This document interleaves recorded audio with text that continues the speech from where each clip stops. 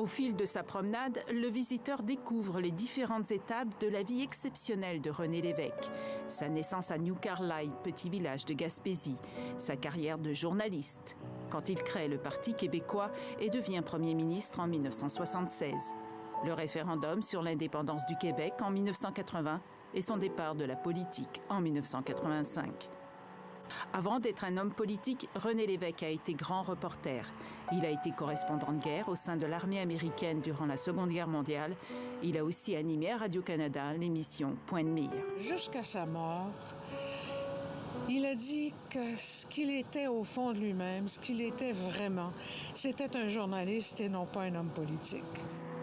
C'est en 1966 que Louise Baudouin, ex-ministre sous les gouvernements du Parti québécois, rencontre René Lévesque. Et jusqu'à sa mort, en 1987, ils ont été amis.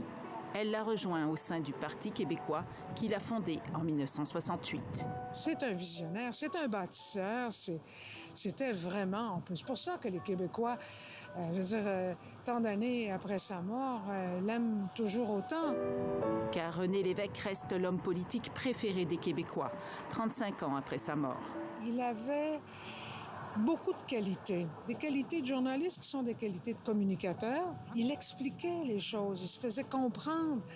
Puis en même temps, il rabaissait jamais. Là. Il faisait pas de la politique de caniveau. Là. M. Lévesque, il avait des qualités humaines extraordinaires parce qu'il sentait très, très bien quel était l'état d'esprit des Québécois. Il leur a donné confiance pour s'assumer comme peuple, croit Louise Baudouin. Et dans le fond, il avait confiance en lui, puis il avait confiance dans les Québécois. Puis ça se transmet, ça. Ça se sentait. Si je vous ai bien compris, vous êtes en train de dire à la prochaine fois.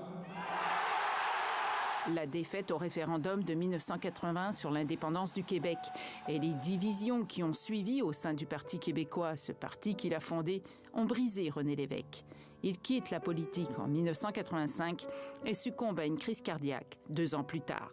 Comme m'a dit M. Lévesque le dernier soir où je l'ai rencontré une semaine avant sa mort, il m'a dit les choses non réglées, il faut finir par les régler. Ces choses non réglées, c'est faire du Québec un pays. C'était le rêve de ce grand homme, mais il n'a pas pu le réaliser.